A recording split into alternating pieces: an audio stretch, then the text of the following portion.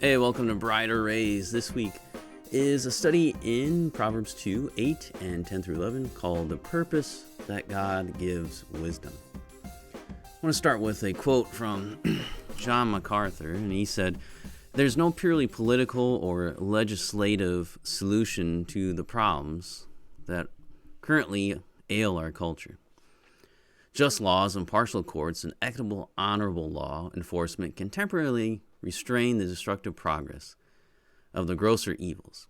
I hope you fulfill your duty as a responsible citizen by voting, and that you vote wisely for candidates and causes that endeavor to curb the encroachment of evil in our nation's public policies.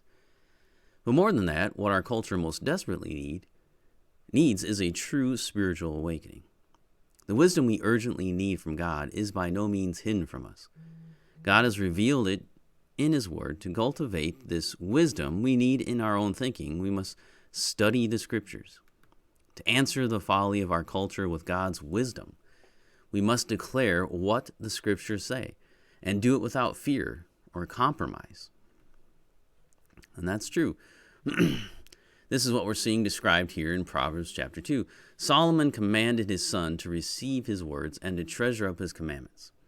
The young man was to make his ear attentive, to be ready to listen, and to incline his heart to understanding. He was to be ready and willing to take in the commands, to wrestle with them, and then to act. The father then says that his son should not just be satisfied with a passive receiving of wisdom, but to call out for her. He is to raise his voice. And just like wisdom raises her voice.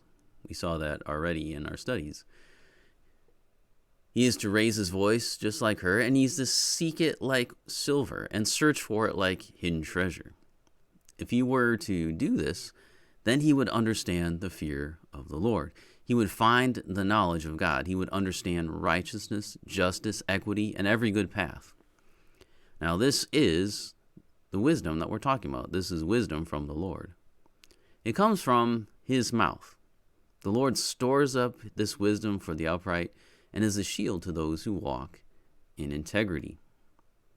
In the end, God guards the paths of justice and watches over the ways of His saints. But how does the wisdom come to the saint? Through the entrance into the heart and a changing of what was once despised to something that is pleasant. Wisdom's changing effect causes the saint to have discretion and understanding. It's not just a theoretical change, but a change that impacts real life choices.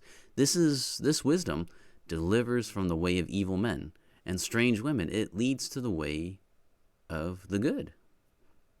Today we'll look at the purpose of wisdom and how that purpose is accomplished in the lives of people. That's what we're going to be looking at as we go throughout this study.